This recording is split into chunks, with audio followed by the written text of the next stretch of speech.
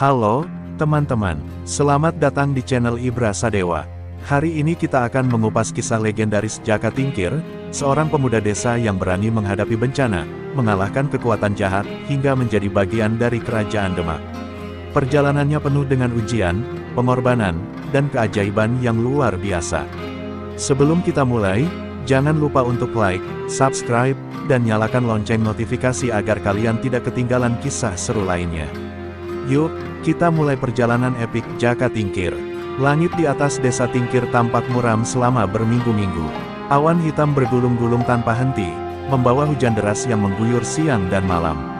Pepohonan basah, atap-atap rumah meneteskan air tiada henti, dan jalanan berubah menjadi lumpur. Sungai Bengawan Solo, yang biasanya mengalir tenang, kini berwarna coklat pekat, arusnya deras, menghantam bantaran sungai dengan ganas. Warga mulai resah. Hujan yang awalnya dianggap berkah untuk pertanian kini menjadi ancaman. Sawah-sawah terendam, tanaman padi yang hampir panen hanyut terbawa air. Hewan ternak kebingungan mencari tempat berteduh, sementara rumah-rumah mulai kemasukan air dari lantai yang tak mampu lagi menahan rembesan banjir. Di salah satu rumah panggung di tengah desa, seorang tetua duduk termenung. Mbah Wiryo, sesepuh desa, mengamati derasnya hujan dari balik tirai bambu. Matanya menyiratkan kekhawatiran. Ini bukan hujan biasa, gumamnya. Ia teringat kisah-kisah lama tentang bencana yang pernah menimpa desa mereka, pertanda bahwa ada sesuatu yang tidak beres. Seiring waktu, air mulai menggenangi pemukiman. Beberapa rumah yang terbuat dari kayu sudah hampir roboh karena tiang penyangganya terendam. Warga berusaha membuat tanggul darurat dengan karung pasir dan batang pohon, tetapi air terus naik. Para ibu-ibu panik menyelamatkan anak-anak mereka, sementara kaum pria berusaha sekuat tenaga menahan air dengan peralatan seadanya. Puncak kepanikan terjadi saat air tak kunjung surut. Beberapa warga menyarankan untuk mengungsi ke bukit di sebelah desa, tetapi tidak semua orang ingin meninggalkan rumah mereka. Ada yang tetap bertahan, berharap hujan akan reda. Namun, setiap kali mereka menatap langit, yang mereka lihat hanyalah awan hitam yang semakin menebal, seolah menandakan bahwa bencana ini belum akan berakhir. Malam itu, suara gemuruh terdengar dari arah sungai. Beberapa warga yang berjaga di dekat dermaga kecil melihat sesuatu yang mengejutkan, sebuah pusaran air besar muncul di tengah sungai, seolah ada sesuatu yang menyedot air ke dalam perut bumi. Mereka segera melaporkan kejadian itu kepada Mbah Wiryo, yang langsung menyadari bahwa ini bukan sekadar banjir biasa. Keesokan harinya, kabar tentang pusaran air menyebar. Warga semakin panik. Beberapa orang mencoba melempar batu ke dalam pusaran itu, tapi batu-batu itu menghilang dalam hitungan detik, seolah ditelan oleh kekuatan tak kasat mata. "Ini lubang neraka," seru seorang warga. Yang lain mengangguk takut. Mereka tahu, jika lubang itu terus membesar, desa mereka bisa lenyap dalam sekejap. Mbah Wiryo mengingat satu nama yang bisa menyelamatkan mereka, Jaka Tingkir. Pemuda sakti yang pernah menaklukkan buaya putih di sungai ini, seorang pendekar yang dihormati banyak orang. Namun, masalahnya, Jaka Tingkir sedang tidak berada di desa. Ia telah pergi merantau, mengabdi kepada Sultan Pajang. Bagaimana mereka bisa menghubunginya dalam waktu singkat? Dalam keputusasaan, seorang pemuda desa bernama Suta berinisiatif pergi mencari Jaka Tingkir. Dengan perahu kecil, ia menyusuri sungai, berharap bisa menemukan kabar tentang keberadaan Jaka Tingkir. Warga hanya bisa berdoa, berharap pemuda sakti itu datang sebelum semuanya terlambat. Hujan masih belum berhenti, air semakin naik, lubang misterius di sungai semakin melebar. Warga mulai kehilangan harapan. Namun, di kejauhan, di antara kabut hujan, sosok seseorang tampak berjalan mendekati desa. Langkahnya mantap, matanya tajam menatap pusaran air yang mengancam kampung halamannya. Jaka Tingkir telah kembali. Jaka Tingkir berdiri di tepi desa, mengamati keadaan sekitar. Hujan masih turun deras, dan air sudah mencapai betisnya. Warga yang melihat kedatangannya segera berlari mendekat, beberapa menangis haru karena akhirnya ada harapan. "Jaka Tingkir, tolong kami, desa ini akan tenggelam," seru seorang ibu dengan wajah penuh kecemasan. Tanpa membuang waktu, Jaka Tingkir berjalan menuju pusat desa. Ia mendengarkan cerita dari Mbah Wiryo dan para tetua tentang pusaran air yang tiba-tiba muncul di sungai. Matanya menyipit saat mendengar penjelasan itu. Lubang yang terus menyedot air. "Ini bukan kejadian biasa," gumamnya. Ia tahu bahwa alam tak mungkin bertindak sendiri tanpa ada sesuatu yang mengusiknya. Jaka Tingkir meminta warga membawanya ke tepi sungai untuk melihat sendiri pusaran itu. Di sana, ia melihat air berputar ganas, menciptakan arus yang menarik apapun ke dalamnya. Beberapa batang kayu besar yang hanyut langsung tersedot dan lenyap dalam hitungan detik. Ini bukan sekadar lubang, ada kekuatan gaib yang bekerja di sini, katanya dengan nada serius. Beberapa warga mulai ketakutan. Mereka berbisik-bisik, menduga-duga apakah ini kutukan atau ulah makhluk halus. Seorang lelaki tua memberanikan diri berbicara, mungkin ini akibat dosa kita. Atau mungkin ada makhluk yang marah. Suasana menjadi semakin mencekam. Jaka Tingkir menggelengkan kepala, mencoba menenangkan warga. Tak ada gunanya panik. Apapun penyebabnya, kita harus mencari cara untuk menghentikan ini, katanya tegas. Namun, dalam hatinya, ia pun bertanya-tanya, lubang seperti ini tidak muncul begitu saja. Apa yang sebenarnya terjadi di sungai ini? Ia memutuskan untuk menyelidikinya lebih dalam. Dengan hanya mengenakan celana pendek dan ikat kepala khasnya, ia turun ke air, mendekati pusaran dengan hati-hati. Warga menahan napas, takut pemuda itu tersedot ke dalam lubang. Namun, dengan tubuhnya yang terlatih dan kekuatannya yang luar biasa, Jaka Tingkir tetap berdiri teguh meski arus berusaha menariknya masuk. Dari dekat, ia melihat sesuatu yang aneh, dasar sungai di sekitar pusaran tampak lebih gelap dari biasanya. Ada semacam lubang hitam pekat yang seolah tak berujung. Ia merasakan hawa dingin keluar dari dalamnya, seolah ada sesuatu yang bersembunyi di dalam kegelapan itu. Ini bukan hanya lubang biasa, bisiknya pada diri sendiri. Setelah beberapa saat mengamati, Jaka Tingkir kembali ke daratan. Ia menarik napas panjang dan berkata kepada warga, lubang ini tidak muncul dengan sendirinya. Aku yakin ada sesuatu yang menyebabkan ini terjadi. Aku perlu waktu untuk mencari tahu lebih lanjut. Warga mengangguk, meski kekhawatiran masih menyelimuti wajah mereka. Mbah Wiryo, yang sejak tadi diam, tiba-tiba berbicara. Aku pernah mendengar cerita lama, katanya dengan suara bergetar. Dahulu kala, ada seekor naga siluman yang mencoba menguasai sungai ini, tapi ia dikalahkan oleh leluhur kita. Bisa jadi, ini ada hubungannya dengan makhluk itu. Suasana menjadi lebih tegang. Jika naga itu kembali, desa benar-benar dalam bahaya. Jaka Tingkir mengepalkan tangan, bersumpah dalam hati untuk menyelamatkan desa ini. Apapun penyebabnya, ia harus menemukan solusinya sebelum semuanya terlambat. Dengan tekad yang membara, ia bersiap menghadapi tantangan yang belum pernah ia bayangkan sebelumnya. Setelah mendengar cerita dari Mbah Wiryo, Jaka Tingkir merenung sejenak. Jika benar lubang misterius di sungai ini ada hubungannya dengan naga siluman yang dikalahkan leluhurnya, maka masalah ini jauh lebih besar. Dari sekadar banjir biasa, ia harus bertindak cepat sebelum desa benar-benar tenggelam. Malam itu, warga berkumpul di balai desa untuk mendiskusikan langkah selanjutnya. Beberapa orang mengusulkan agar mereka mengungsi ke bukit sebelum keadaan semakin buruk, sementara yang lain berharap Jaka Tingkir bisa menemukan cara untuk menyelamatkan mereka. Namun, waktu semakin menipis, dan pusaran air di sungai terus membesar. Jaka Tingkir akhirnya mengambil keputusan. Aku akan menyelidiki lubang itu lebih dalam, katanya tegas. Tapi sebelum itu, aku butuh petunjuk. Aku harus mencari tahu apakah ini benar-benar ulah naga siluman atau ada kekuatan lain yang bermain di sini. Warga mengangguk, meski kecemasan masih terpancar di wajah mereka. Keesokan harinya, Jaka Tingkir memutuskan untuk pergi ke hutan di sekitar desa. Ia tahu bahwa di sana tinggal seorang pertapa sakti bernama Ki Waskita, yang konon memiliki pengetahuan tentang kejadian gaib. Jika ada yang bisa menjelaskan asal-usul lubang misterius di sungai, maka orang itu adalah Ki Waskita. Perjalanan ke hutan tidak mudah. Hujan masih turun deras, dan tanah menjadi licin. Namun, Jaka Tingkir terus melangkah dengan penuh keyakinan. Ia menembus rimbunnya pepohonan, melewati jalan setapak yang hampir tertutup oleh dedaunan basah, hingga akhirnya tiba di sebuah gubuk kecil yang tersembunyi di antara akar-akar pohon besar. Di dalam gubuk, Ki Waskita sudah menunggu, seolah tahu bahwa Jaka Tingkir akan datang. Matanya yang tajam menatap pemuda itu dengan penuh arti. Aku sudah mendengar tentang pusaran air itu, katanya tanpa perlu ditanya. Dan aku tahu, kau datang untuk mencari jawabannya. Jaka Tingkir duduk bersila di hadapan Ki Waskita, mendengarkan dengan saksama. Sang pertapa menjelaskan bahwa lubang di sungai itu bukan sekadar fenomena alam, melainkan tanda bahwa segel yang mengurung kekuatan naga siluman mulai melemah. Leluhurmu memang telah mengalahkan naga itu, ujar Ki Waskita, tapi roh jahatnya masih tersisa, terkunci di dalam bumi. Sekarang, kekuatan itu mencoba bangkit kembali. Jaka Tingkir menghela napas panjang. Jika benar naga siluman berusaha kembali, maka ia harus menemukan cara untuk menghentikannya sebelum desa benar-benar musnah. Apa yang harus kulakukan, Guru? Tanyanya dengan penuh kesungguhan. Ki Waskita menatapnya dalam-dalam sebelum menjawab.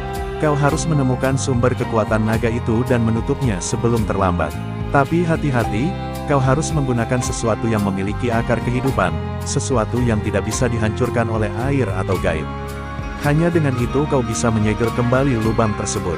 Dengan petunjuk yang didapat dari Ki Waskita, Jaka Tingkir kembali ke desa dengan tekad bulat.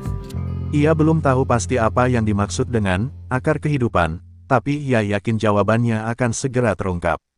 Kini, ia harus bersiap menghadapi tantangan terbesar dalam hidupnya, pertarungan melawan kekuatan jahat yang mengancam kampung halamannya. Setelah kembali dari hutan, Jaka Tingkir segera mengumpulkan para tetua desa dan pemuda-pemuda pemberani. Ia menceritakan apa yang ia dengar dari Ki Waskita, bahwa lubang misterius itu bukan sekadar fenomena alam, melainkan tanda bangkitnya kekuatan naga siluman. Warga yang mendengar kisah itu semakin ketakutan, tapi mereka tahu bahwa satu-satunya harapan mereka adalah Jaka Tingkir. Tanpa membuang waktu, Jaka Tingkir memutuskan untuk menyelidiki lubang itu lebih dalam. Ia meminta beberapa pemuda desa untuk menyiapkan perahu dan tali panjang agar mereka bisa mendekati pusaran air dengan aman. Meskipun banyak yang takut, mereka tetap mengikuti perintahnya, karena mereka percaya pada kesaktian Jaka Tingkir. Saat matahari tertutup awan tebal, Jaka Tingkir dan beberapa pemuda mulai menyusuri sungai. Dengan perahu, air sungai masih deras, dan setiap dayungan terasa berat karena arus yang semakin kuat. Suasana begitu mencekam, hanya suara hujan dan derasnya arus yang terdengar. Mereka semakin dekat dengan pusat pusaran, dan Jaka Tingkir bisa merasakan hawa dingin yang aneh di sekitarnya. Ketika sudah cukup dekat, Jaka Tingkir mengambil keputusan berani, ia akan menyelam untuk melihat lubang itu dari dekat. Warga yang ikut serta menahan napas, takut kalau ia akan tersedot ke dalamnya. Namun, dengan keyakinan penuh, ia mengikatkan tali di pinggangnya dan berpesan kepada pemuda di perahu, "Jika aku memberi tanda, tarik aku sekuat tenaga." Dengan satu tarikan napas dalam, Jaka Tingkir melompat ke dalam air. Seketika tubuhnya terseret oleh arus yang kuat, tetapi ia tetap tenang. Matanya menatap ke bawah, ke arah lubang hitam yang menganga di dasar sungai. Semakin ia mendekat, semakin ia merasakan tekanan yang kuat, seolah ada sesuatu yang berusaha menahannya agar tidak kembali ke permukaan. Di dalam kedalaman sungai, ia melihat sesuatu yang mengejutkan. Di dalam lubang itu terdapat batu besar yang retak, seolah ada sesuatu yang berusaha keluar dari dalamnya. Retakan itu memancarkan cahaya kehijauan yang aneh, berdenyut seperti jantung yang berdetak. Ini pasti segel yang mulai melemah, pikirnya. Jika retakan itu semakin besar, bukan hanya desa yang akan tenggelam, tetapi mungkin makhluk gaib di dalamnya akan benar-benar bangkit. Jaka Tingkir segera berenang ke atas dan memberi tanda agar tali ditarik. Begitu ia muncul ke permukaan, napasnya terengah-engah. Para pemuda segera menariknya ke atas perahu. "Bagaimana keadaannya?" tanya salah satu dari mereka. Jaka Tingkir menatap mereka dengan wajah serius. "Kita dalam bahaya besar," jawabnya. Dalam perjalanan kembali ke desa, Jaka Tingkir mencoba menyusun rencana. Ia tahu bahwa ia harus menutup lubang itu sebelum retakan di batu semakin besar. Tetapi bagaimana caranya? Apa yang dimaksud oleh Ki Waskita dengan akar kehidupan yang bisa menyegel kekuatan jahat itu? Setibanya di desa, Jaka Tingkir kembali menemui Mbah Wiryo dan menceritakan apa yang ia lihat. Sesepuh desa itu mengangguk pelan, seolah mengerti sesuatu. "Jika segel leluhur kita sudah melemah, maka kita harus mencari cara baru untuk menutupnya. Kau harus menemukan sesuatu yang tidak bisa dihancurkan oleh air atau kekuatan gaib," katanya dengan suara dalam. Jaka Tingkir termenung, mencoba menghubungkan semua petunjuk yang ia terima. Lalu, tangannya secara refleks menyentuh rambut panjangnya yang selalu ia rawat sejak kecil. Seketika, pikirannya menjadi jelas. Mungkinkah rambutnya sendiri, yang tumbuh dari dirinya, bagian dari kehidupannya, adalah kunci untuk menyegel kembali lubang itu? Ia belum sepenuhnya yakin, tetapi ia tahu satu hal, ia harus segera bertindak sebelum semuanya terlambat. Setelah menyelidiki lubang misterius di dasar sungai, Jaka Tingkir segera bertindak. Ia mengumpulkan para pemuda desa dan menjelaskan bahwa mereka harus mencoba menutup lubang tersebut sebelum retakan di batu semakin melebar. Warga masih diliputi ketakutan, tetapi mereka percaya pada kepemimpinan Jaka Tingkir dan siap membantu sebisa mungkin. Mereka mulai dengan cara paling sederhana, mengisi lubang itu dengan batu dan tanah. Para pemuda bekerja keras mengangkut batu besar dari tebing sungai, lalu melemparkannya ke dalam pusaran air. Namun, usaha itu sia-sia. Setiap batu yang mereka lempar langsung tersedot ke dalam lubang dan menghilang tanpa jejak. Seolah-olah ada kekuatan tak kasat mata yang menelannya. Tak menyerah, Jaka Tingkir mencoba metode lain. Ia meminta warga menebang beberapa batang pohon besar dan menjatuhkannya ke dalam pusaran air dengan harapan bisa menyumbat lubang tersebut. Namun, seperti sebelumnya, batang-batang kayu itu terseret ke dalam pusaran dan menghilang seolah ditelan bumi. Warga mulai kehilangan harapan. Mungkin kita perlu sesuatu yang lebih besar, usul salah satu pemuda desa. Mereka kemudian mencoba menenggelamkan sebuah perahu tua yang sudah tidak terpakai ke dalam lubang. Dengan susah payah, mereka mendorong perahu ke sungai, berharap benda itu cukup besar untuk menghambat arus air yang tersedot. Tetapi hasilnya tetap sama, perahu itu berputar beberapa saat di dalam pusaran, lalu ditarik ke dalam lubang dan lenyap tanpa bekas. Warga mulai putus asa. Beberapa dari mereka mulai percaya bahwa ini adalah hukuman dari para leluhur atau ulah makhluk gaib yang marah. Mungkin kita memang harus meninggalkan desa ini, kata seorang ibu dengan wajah cemas. Namun, Jaka Tingkir menolak menyerah. Ia tahu ada cara untuk menghentikan ini, hanya saja ia belum menemukannya. Di tengah keputusasaan, Jaka Tingkir mencoba menggunakan kekuatan saktinya. Ia duduk bersila di tepi sungai, memusatkan energi dalam dirinya, lalu merapal mantra sambil menempelkan telapak tangannya ke tanah. Ia berharap bisa menggunakan kekuatan batinnya untuk menutup retakan di batu di dalam lubang. Namun, getaran yang ia rasakan justru semakin kuat, seolah ada kekuatan jahat yang melawan usahanya. Saat itu juga, dari dalam pusaran air, terdengar suara gemuruh menggelegar. Air sungai tiba-tiba bergetar hebat, seolah ada sesuatu yang marah di dalamnya. Warga berteriak ketakutan dan berlari menjauh dari sungai. Jaka Tingkir, hentikan, kau malah membangunkannya, teriak Mbah Wiryo dengan suara gemetar. Jaka Tingkir membuka matanya dan menarik napas dalam-dalam. Ia menyadari bahwa usahanya malah mempercepat kebangkitan kekuatan di dalam lubang. Jika ia terus memaksa dengan cara yang salah, desa bisa hancur lebih cepat. Ia harus menemukan cara lain, sesuatu yang bisa menyegel kekuatan itu tanpa menimbulkan perlawanan lebih besar.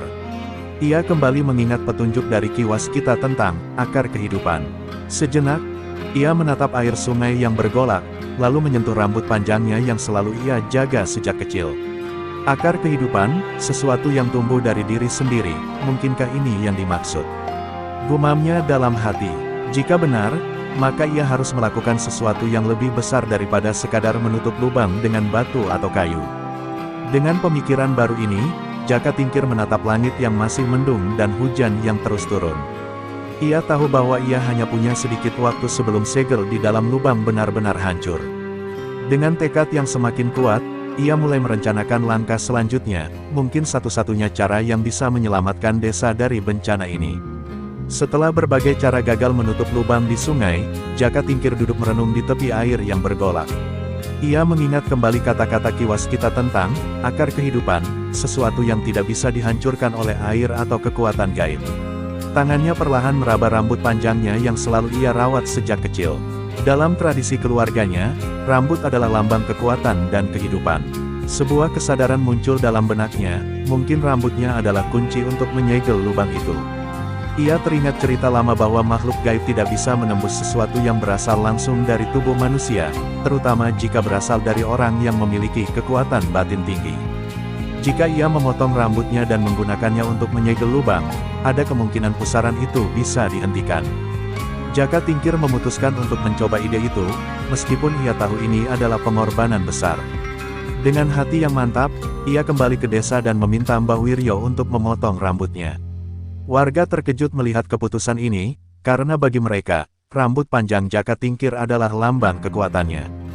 Kau yakin, nak? Tanya Mbah Wiryo dengan suara penuh keraguan. Jaka Tingkir mengangguk dengan penuh keyakinan. Jika ini satu-satunya cara untuk menyelamatkan desa, aku rela, jawabnya.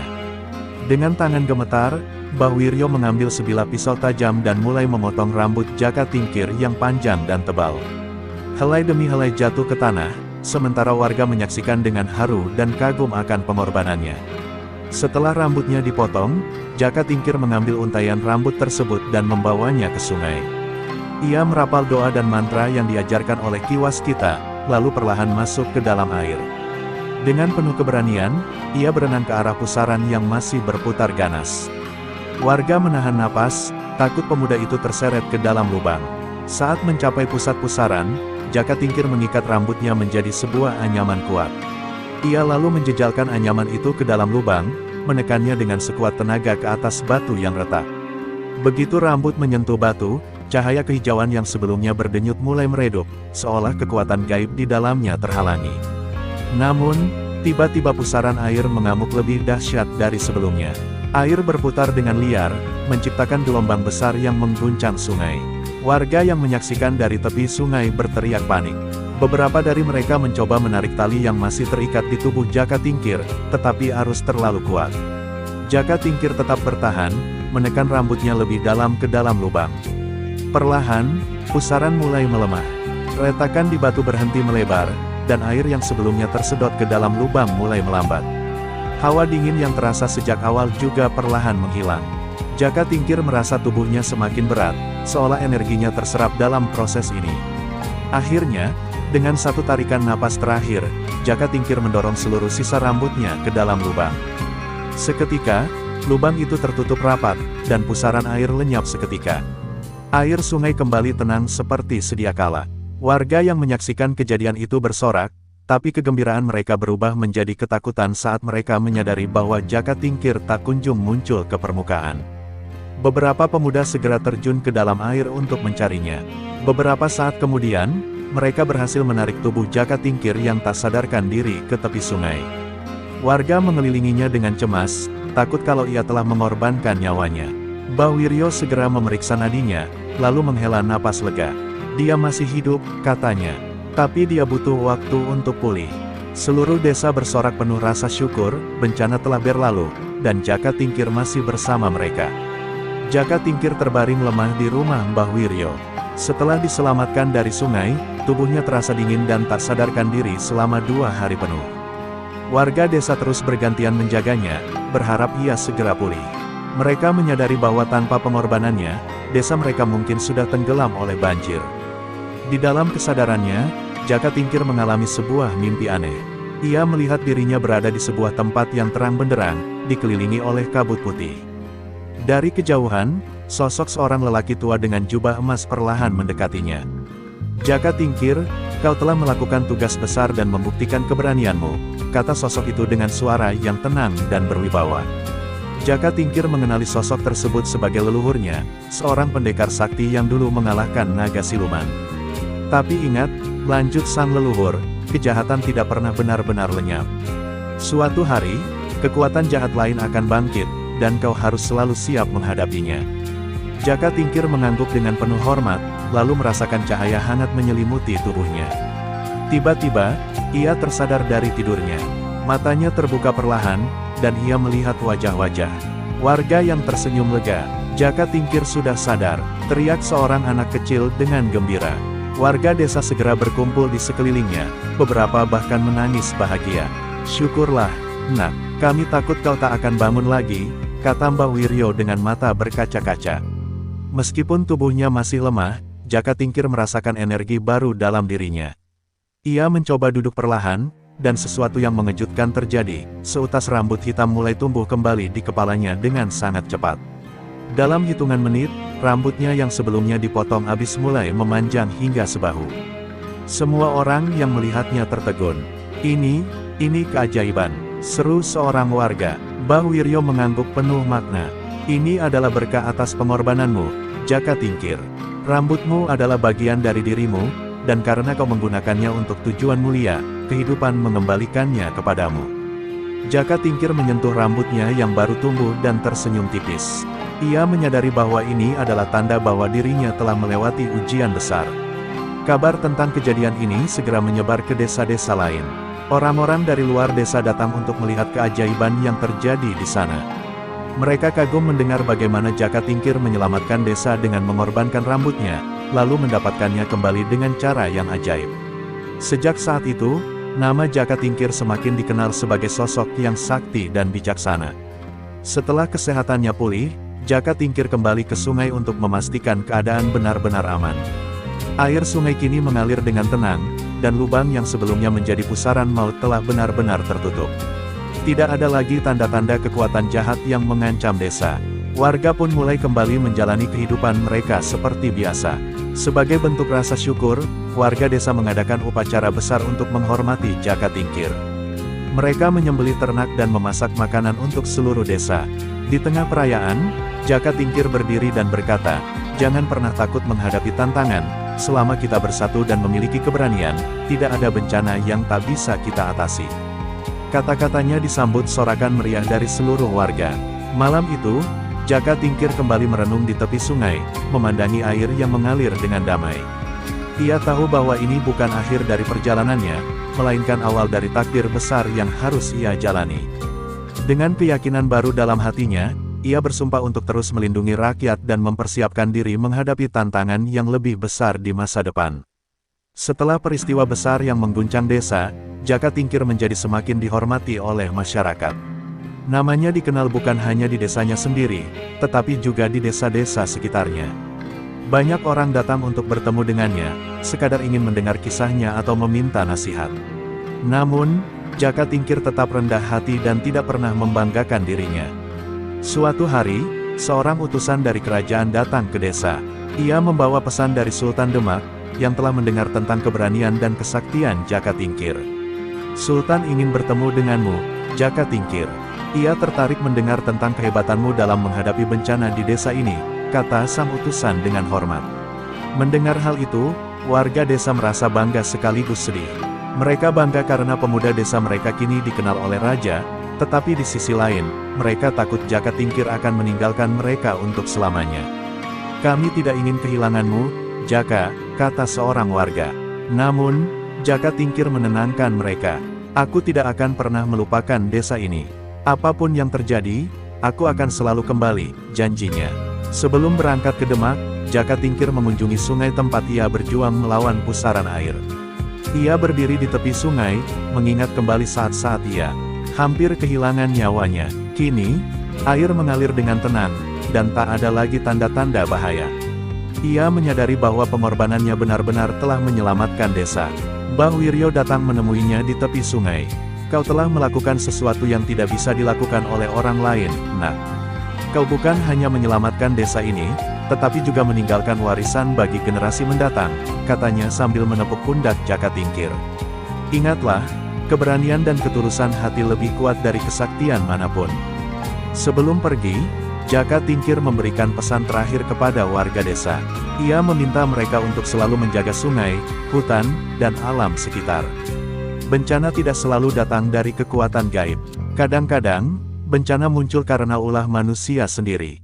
"Jika kita menjaga alam, maka alam juga akan melindungi kita," katanya. Warga desa mengangguk, memahami betapa pentingnya pesan itu. Keesokan harinya, Jaka Tingkir berangkat menuju Demak. Ia meninggalkan desa dengan hati yang berat, tetapi ia tahu bahwa takdirnya telah membawanya ke jalan yang lebih besar. Sepanjang perjalanan, ia terus berpikir tentang apa yang akan ia hadapi di ibu kota kerajaan. Apakah ini adalah awal dari perjalanan barunya sebagai seorang pemimpin? Setelah perjalanan panjang, akhirnya Jaka Tingkir tiba di kerajaan Demak. Ia terpesona oleh kemegahan istana dan kebesaran Sultan Demak. Saat ia melangkah ke dalam balairung kerajaan, ia merasa bahwa ini adalah awal dari sesuatu yang jauh lebih besar dari sekadar menyelamatkan desanya. Sultan Demak menerima Jaka Tingkir dengan penuh hormat. "Aku telah mendengar banyak tentangmu," kata Sultan. "Keberanian dan kesaktianmu luar biasa. Seorang pemimpin sejati bukan hanya kuat, tetapi juga memiliki hati yang tulus. Aku ingin melihat sejauh mana takdirmu akan membawamu." Jaka Tingkir menyadari bahwa perjalanannya belum selesai. Desa dan keluarganya akan selalu ada di hatinya, tetapi kini ia harus menghadapi tantangan yang lebih besar. Dengan langkah mantap, ia bersiap menghadapi babak baru dalam hidupnya, sebuah perjalanan menuju takdir yang akan mengubah sejarah. Setibanya di Kerajaan Demak, Jaka Tingkir disambut dengan penuh kehormatan. Para prajurit dan pejabat kerajaan sudah mendengar kisah keberaniannya menutup pusaran air dengan rambutnya. Namun, tak semua orang langsung menerimanya. Beberapa pejabat yang iri mulai meragukan kesaktiannya dan menganggapnya hanya seorang pemuda desa biasa yang kebetulan beruntung. Sultan Demak, yang bijaksana, ingin menguji sendiri kemampuan Jaka Tingkir. Keberanian di medan bencana adalah satu hal, tetapi kepemimpinan dan kesetiaan juga harus dibuktikan, kata Sultan. Ia kemudian mengumumkan bahwa Jaka Tingkir harus mengikuti ujian kerajaan sebelum bisa dianggap layak menjadi bagian dari Demak. Ujian pertama adalah adu kesaktian melawan para pendekar istana. Jaka Tingkir harus menghadapi 3 prajurit terkuat yang telah bertahun-tahun berlatih di bawah bimbingan guru-guru terbaik kerajaan. Pertarungan itu diadakan di alun-alun, disaksikan oleh seluruh rakyat dan pejabat istana. Saat pertarungan dimulai, Jaka Tingkir dengan gesit menghindari serangan lawan-lawannya. Ia tidak hanya mengandalkan kekuatan, tetapi juga kecerdikan dan kelincahan. Dengan beberapa gerakan cepat, ia berhasil menjatuhkan satu persatu lawannya tanpa harus melukai mereka parah. Sultan tersenyum puas melihat kehebatannya. Namun, ujian belum selesai. Sultan ingin melihat apakah Jaka Tingkir memiliki kebijaksanaan dan kesabaran. Ia memberinya tugas untuk menyelesaikan perselisihan antara 2 desa yang telah berseteru selama bertahun-tahun karena masalah tanah. Seorang pemimpin tidak hanya harus kuat, tetapi juga harus bisa membawa perdamaian, kata Sultan. Jaka Tingkir berangkat ke desa, yang bertikai dan mendengarkan keluhan dari kedua belah pihak. Ia tidak langsung memihak siapapun, tetapi mencari akar masalahnya. Setelah berbicara dengan para tetua desa dan mengamati batas tanah yang disengketakan, ia menemukan bahwa masalah ini sebenarnya berasal dari kesalahpahaman turun-temurun. Dengan kecerdikannya, Jaka Tingkir mengusulkan solusi yang adil bagi kedua belah pihak. Ia membagi tanah secara merata dan membangun sebuah sumur bersama di perbatasan kedua desa sebagai simbol persatuan. Dengan diplomasi dan kebijaksanaannya, ia berhasil menghentikan pertikaian yang telah berlangsung bertahun-tahun. Ketika Jaka Tingkir kembali ke istana, Sultan Demak sudah mendengar tentang keberhasilannya. Kau bukan hanya seorang pendekar sakti, tetapi juga seorang pemimpin yang memiliki hati yang bijaksana, kata Sultan. Aku yakin kau ditakdirkan untuk sesuatu yang lebih besar. Sultan kemudian menawarkan Jaka Tingkir untuk bergabung dengan pasukan elit kerajaan. Ini adalah sebuah kehormatan besar, tetapi juga sebuah tanggung jawab yang berat. Jaka Tingkir menyadari bahwa ini adalah langkah berikutnya dalam perjalanan hidupnya, sebuah kesempatan untuk mengasah kemampuannya lebih jauh lagi. Dengan hati yang mantap, Jaka Tingkir menerima tawaran itu. Namun, dalam hatinya, ia tetap berjanji bahwa suatu hari nanti ia akan kembali ke desanya. Perjalanannya masih panjang, dan takdirnya masih terus terungkap. Dengan semangat baru, ia bersiap menghadapi tantangan yang lebih besar di masa depan. Setelah diterima sebagai bagian dari pasukan elit kerajaan Demak, Jaka Tingkir mulai menjalani latihan yang lebih berat dan disiplin. Ia tidak hanya berlatih bela diri dan strategi perang, tetapi juga mempelajari ilmu pemerintahan, diplomasi, serta cara mengelola pasukan. Hari-harinya dihabiskan di bawah bimbingan para panglima dan penasihat kerajaan yang berpengalaman. Keberaniannya dalam menghadapi berbagai ujian mulai menarik perhatian banyak orang di istana.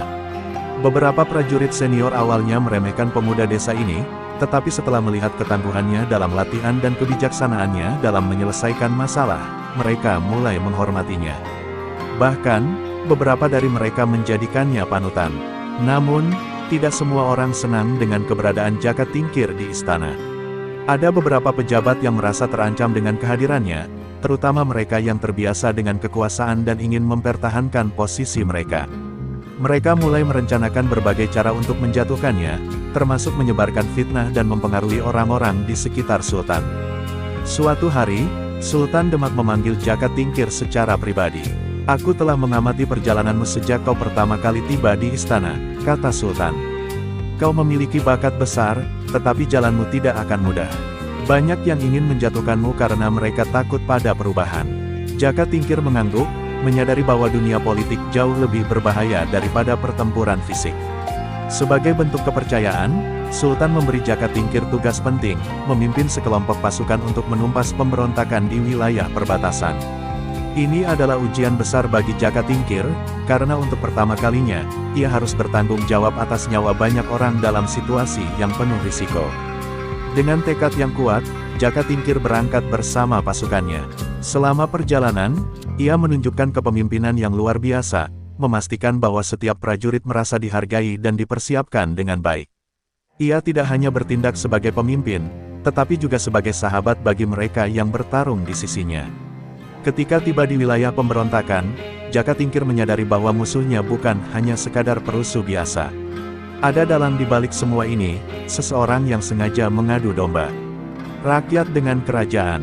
Dengan kecerdasannya, ia tidak langsung menyerang, tetapi terlebih dahulu mencari tahu akar masalahnya dan menyusun strategi yang tepat. Dengan pendekatan diplomasi dan taktik perang yang cermat, Jaka Tingkir berhasil meredam pemberontakan tanpa harus melakukan pertumpahan darah besar-besaran. Ia menunjukkan bahwa seorang pemimpin sejati bukan hanya menang dengan pedang, tetapi juga dengan kebijaksanaan dan hati yang besar. Sultan Demak yang mendengar keberhasilannya semakin yakin bahwa pemuda ini memiliki masa depan besar.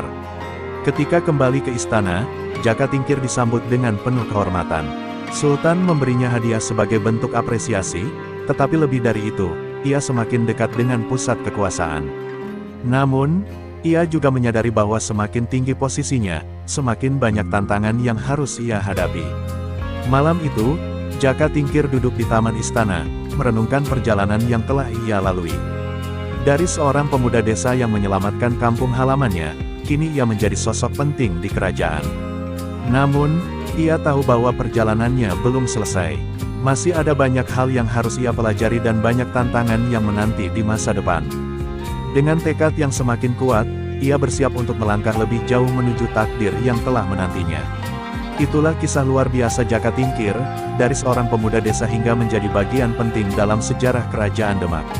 Semoga kisah ini bisa menginspirasi kita semua tentang keberanian, kebijaksanaan, dan ketulusan hati. Jika ada kesalahan dalam penyampaian, kami mohon maaf.